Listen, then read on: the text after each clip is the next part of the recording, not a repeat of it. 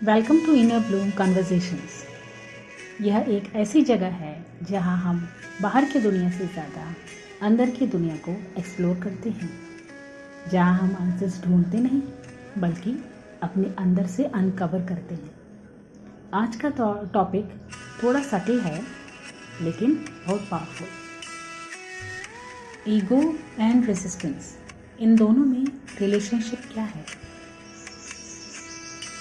कभी नोटिस किया है आपने कि जब लाइफ हमारे हिसाब से नहीं चलती है तो अंदर कुछ कॉन्ट्रैक्शन सा, कुछ डिस्कम्फर्ट, कुछ फ्रिक्शन सा महसूस होता है, जैसे कि अंदर से कोई कह रहा हो ये ऐसा नहीं होना चाहिए था।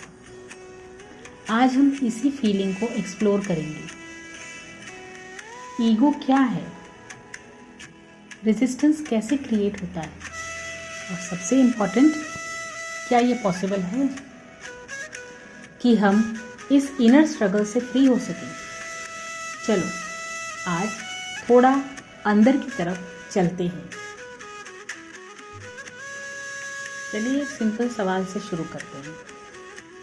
कब आखिरी बार आपको किसी सिचुएशन ने इतना डिस्टर्ब किया था कि आप उसे एक्सेप्ट ही नहीं कर पा रहे थे? शायद किसी ने कुछ कह दिया या कुछ हमारे हिसाब से नहीं हुआ और अंदर से आवाज़ आई ये ऐसा नहीं होना चाहिए था।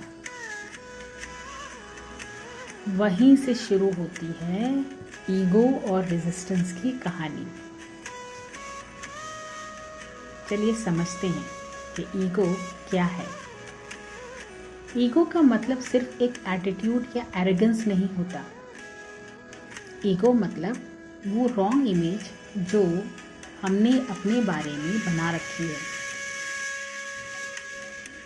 जैसे मैं हमेशा सही हूँ या लोग मुझे समझे, मेरे साथ गलत नहीं होना चाहिए।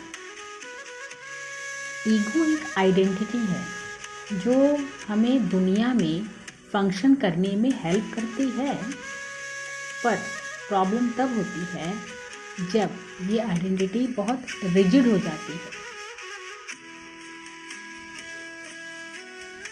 तो रेजिस्टेंस क्या है? रेजिस्टेंस बहुत सटल होता है। ये वो जो अंदर का जो नो है ना, जो नहीं, अंदर से एक नहीं वाली आवाज़ आती है, जो हम रियलिटी को बोलते हैं। जो चीज़ हो रही होती है ना उसको हम स्वीकारते नहीं हैं, नहीं, उसको रेजिस्टेंस कहते हैं। जैसे कि मुझे ये नहीं फील करना है, ये सिचुएशन चेंज होनी चाहिए, मुझे ये पसंद नहीं है, ये मुझे नहीं करना है। और ध्यान देने वाली बात ये है, रेजिस्टेंस मोस्टली अनकॉन्शियस होता है। हम कॉन्शियसली नहीं करते हैं। हमें लगता है कि हम सिचुएशन से फाइट कर रहे होते हैं, पर एक्चुअली हम रियलिटी से लड़ रहे होते हैं। अब ईगो और रेजिस्टेंस का कनेक्शन क्या है? ईगो एक्सपेक्टेशंस बनाता है, रियलिटी अपने तरीके से चलती है, और जब दोनों मैच नहीं करते तब रेजिस्टेंस क्रिएट होता है।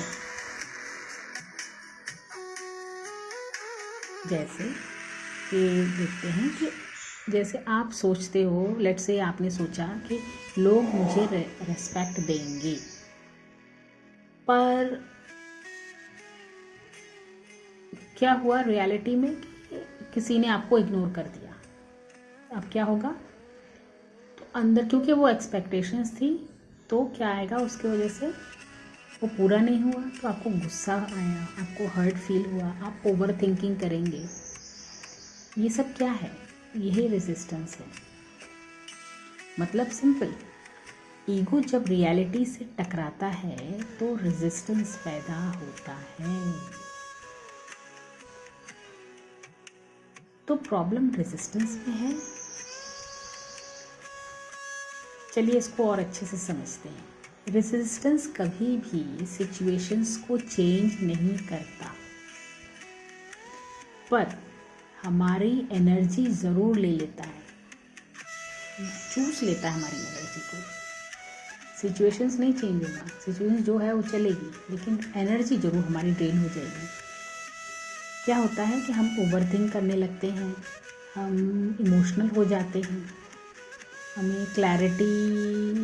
हमारी क्लैरिटी कम होने लगती है, हम प्रेजेंट मोमेंट से डिस्कनेक्ट हो जाते हैं। तो ये शिफ्ट आए कैसे? ये आपने समझा कि किस तरीके से ये लूप है, ये लूप से हम बाहर कैसे निकले। तो एक छोटा सा शिफ्ट ट्राई करिए।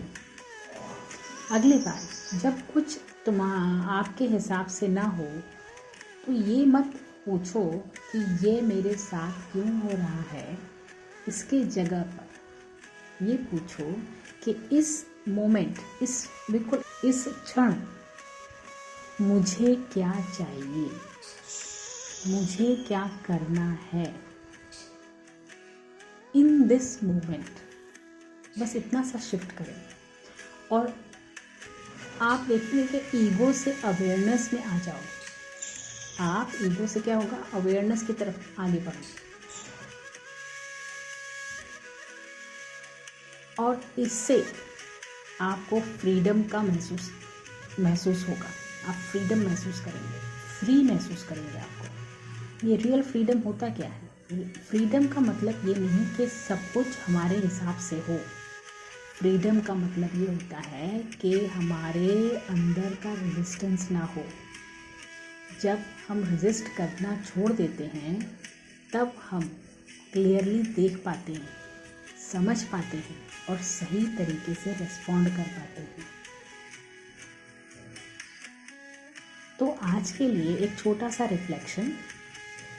क्या आप सिचुएशन से डिस्टर्ब हो या आपकी उस सिचुएशन के अगेंस्ट रेजिस्टेंस आपको डिस्टर्ब कर रही है? थोड़ा ऑब्जर्व करो, क्योंकि शायद प्रॉब्लम बाहर नहीं, अंदर के नो में है।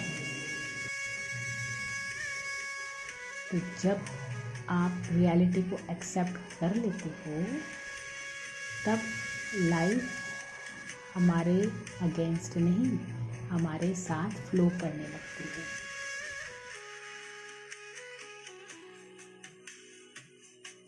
Inner bloom, heal within, bloom beyond.